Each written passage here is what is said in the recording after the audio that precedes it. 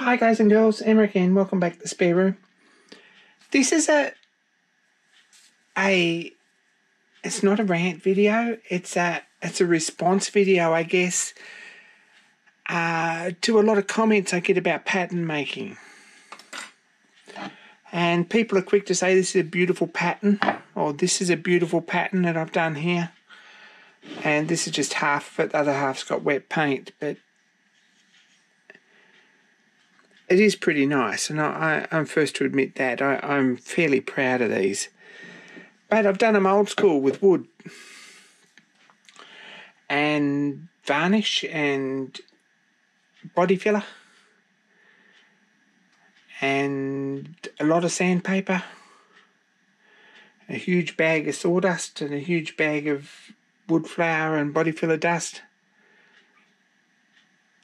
And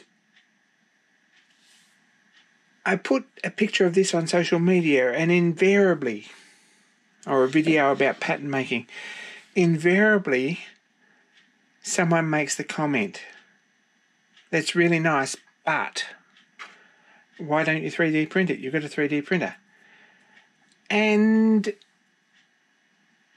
I wanted to address that because there's a dozen reasons why 3D printing is not perhaps as good for this application as you would first think it was.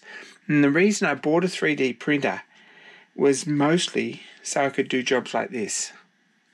Turns out my 3D printer is not big enough anyway. There are patterns I've done on it, but I'll show you this is about, as far as size limitations, this is probably about as big as you can get. And this is a difficult pattern to make in wood, and it sort of works. But there are reasons why it wasn't as successful as it could have been, and reasons why probably it would have been quicker to make it out of wood. 3D printing is great for some things, and there are features in a pattern that you can make with 3D printing that you can't make any other way, and it's fantastic. This little letter here in the back of this pattern, that's just on a circle there, and it has just let into or pushed into a hole with a raised capital E on it, and that come up really, really nice in the pattern.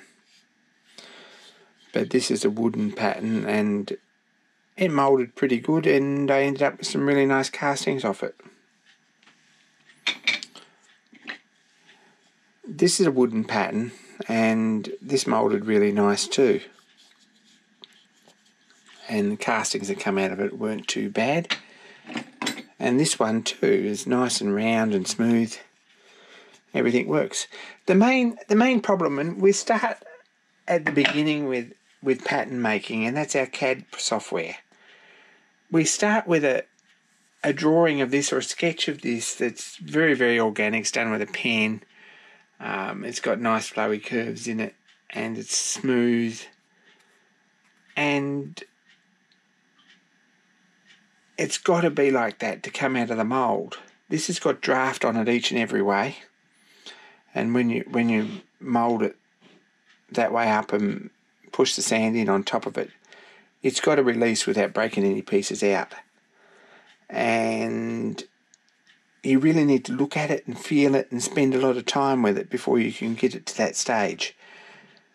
You can sort of see on a computer screen how it's going to look and what it's going to do. You can look at cross sections and things like that if your computer's big enough. And you can see how it's supposed to be. However, getting these radiuses all in here, organic and smooth, and so that they all flow round here, and this one round here, and they're different. And this is a fairly constant radius round here, but there's a close point there, and you try and put that in CAD, and you're going to find that you get an error, or you've got to actually change the mesh yourself. And there's a lot of messing around and a fairly big job to do that. When you start to print it, it's a hot process, so you end up with shrinkage in any material when you're making something out of a hot process. And the reason these are made oversized with a shrinkage rule is so that you get a little bit of allowance for shrinkage. Now, your pattern when you print it needs to be a little bit oversized too, if you want it to print on size. And more importantly, it sticks to a mat or a bed.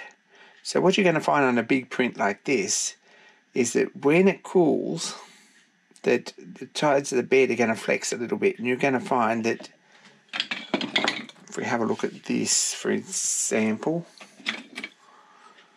you're going to find that the ends are, or the base of the pattern isn't flat, so when you put the two halves together they don't line up. This has got quite a lot of body filler on here around the outside and then sanded off so that it works. Now this sort of works, and the sharp corner in here is no good though, and really I should have run a bit of body filler around that before I put it together. These sharp corners here are no good, and that's a problem. These have a sharp corner on top, and probably they should be sanded off before you try and mould it again.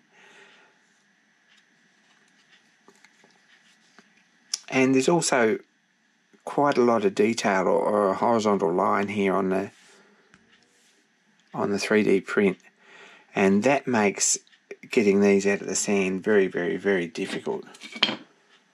This one's been filled to within an inch of its life, and you can see some of the print in the plastic inside, which was originally orange. Most of this round here is body filler. And you have vertical lines here on a round circle too, and these should have been cleaned out. This is almost impossible. This particular pattern is almost impossible to get out of the sand without some breakage. And when you do that, you end up with inclusions, and you end up with a lot more work to clean it up than you thought you were going to have. And that's a bit of a problem with 3D printing still. Simple shapes like this one can be 3D printed and cast with some success. It's got a nice radius around here, and it's got a nice radius on top and right round. It's got lots of draft on it, but it's still got a lot of filler in the bottom, because no matter how good you think your printer is, I challenge you to print something big and flat and then run a ruler across it and see exactly how flat it is. That's still got a lot of rock in there. So that's about the limitation of 3D printers.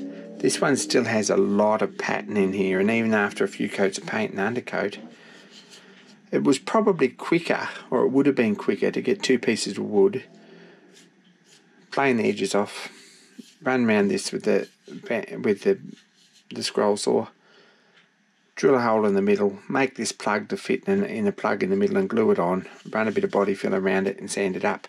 Would have been quicker than spending overnight 4 or 5 hours printing this and then another 4 or 5 hours cleaning it up. So that's an issue.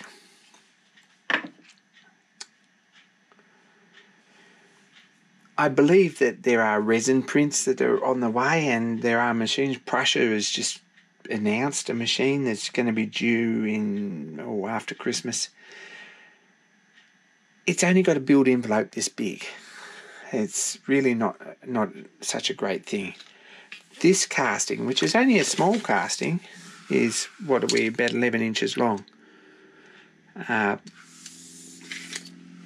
It would be a struggle for a Prussia machine, for the Mark III, to even a good printer like that, to print this. And then you've still got to spend as much time cleaning it up, working in on the edges, things like that. And you're going to find that you're going to have errors in your design here, and you're going to have to do it all again anyway a couple of times before you get it right. So yes, I had problems when I started this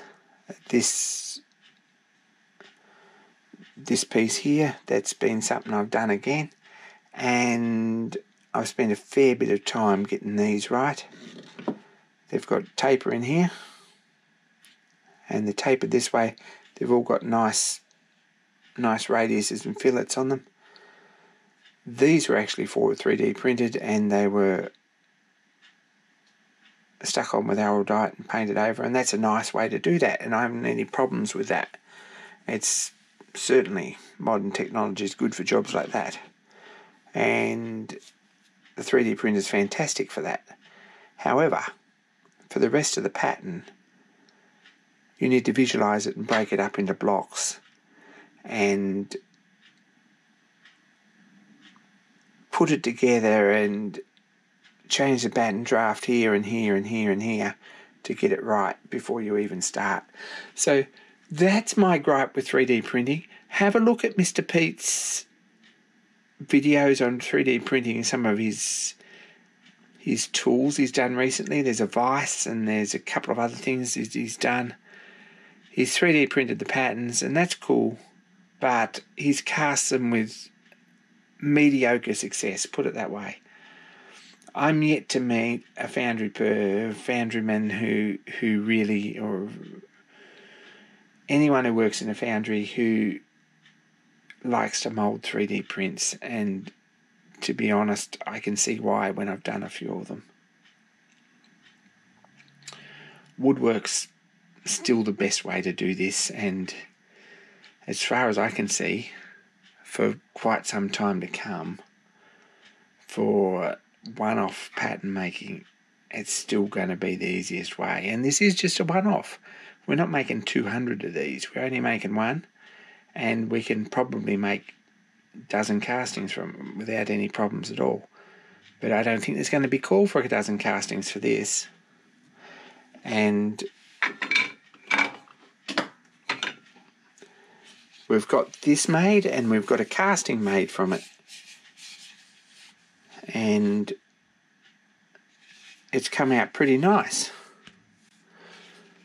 It really has. That's the casting that come off it, and it looks good, and it's going to work. Everything's fantastic.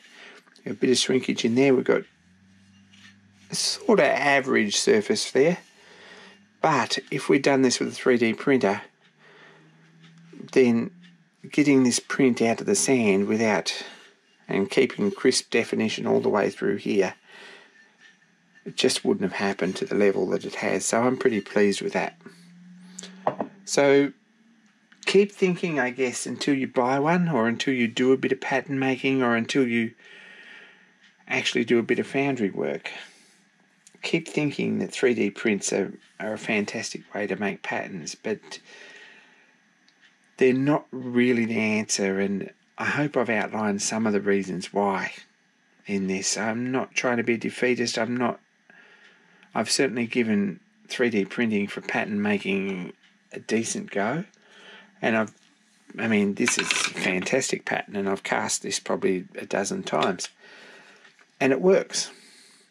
But it's an absolute cow to get out of the mould, as is this one.